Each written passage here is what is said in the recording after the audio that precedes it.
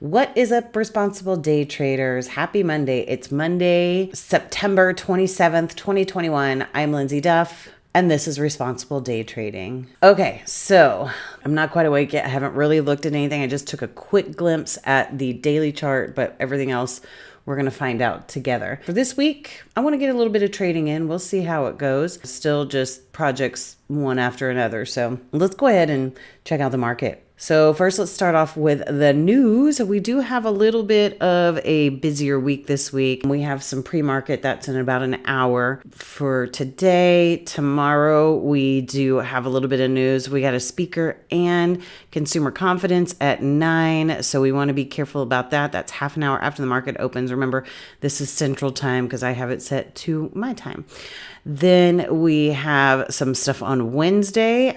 All the way up to 10:45. So maybe market will get a little bit of a boogie in it this week. We have news on Thursday, pre-market, and Friday just after market opens. So guys, if you ever want to see what's going on, just head on over to responsibledaytrading.com, calendar and news, or you can just do the drop down here and go to market news. And then you can actually filter it out however you like. If you want to see moderate volatility or low volatility or lower impact news, I only look at the high impact really. So I always have the high impact up here. All right, so let's go ahead and check out this market. We're going to start off with the daily chart. Okay, what I want to say about what we got going on here reminds me a little bit about what we saw back here.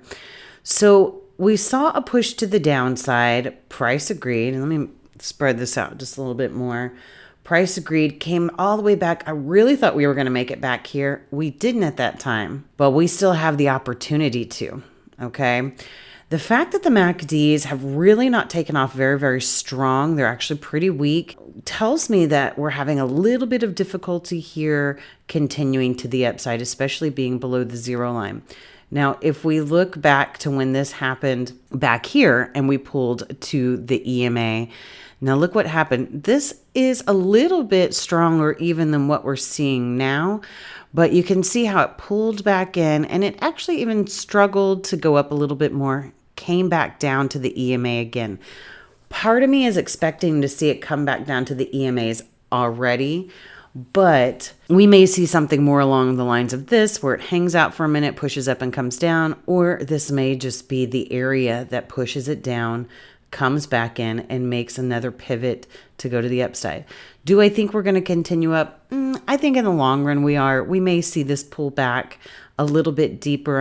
Obviously nothing like what we saw when it pulled back in 2020, where it made this just giant move to the downside.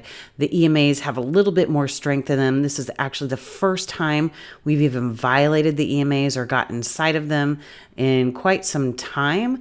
We've always just kind of pulled down to them.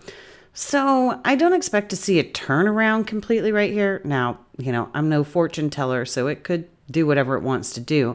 But with the way these BBs are weak to the upside, I think we may see it come back down a little bit more, maybe create some divergence throughout here or come back down and give us another white pivot. When I say divergence, I mean something like this, how the MACDs were leading higher. Actually, they were both leading higher. No, they were about equal here, but the MACDs were leading higher at this point and it continued to the upside. So I'm a little hard pressed to think that this is going to continue up, but let's take a look at what the other charts are saying. If I come to my 28,657, so the 28,657, it's kind of set up for a push to the downside also, but we have strong EMAs to the upside. So this may be the point where, like we saw on the daily chart, where this kind of hangs out at these EMAs for a little bit, maybe pushes back up.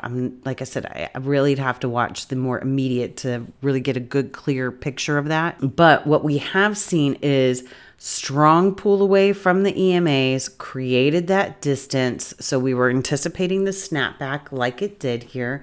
Snapback also with this going on here, we do have divergence between the pivot. So the price has led higher, MACDs have led lower. Now, divergence between pivots doesn't mean that it's going to change the entire trend of the market. All it means is that it's given a push down, which we have already seen, right? We've already seen it pull back after that divergence. But we are still above the zero line here. We have EMAs trying to open up. So is this going to continue the strength and push down to the next EMA? Or are we going to see this give a slow and a roll back to the upside? So for now, I would say that the direction on the 28,657 is up with the potential to push down, but we're above the zero line, above the EMAs, and the EMAs are starting to open up to the upside.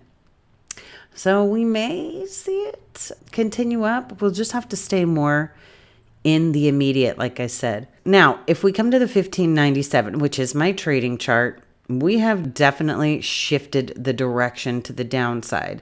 That big push down that we were just looking at on the 28,657 had enough strength to push it through the EMAs and the zero line. So the direction has changed on the 1597 to the downside.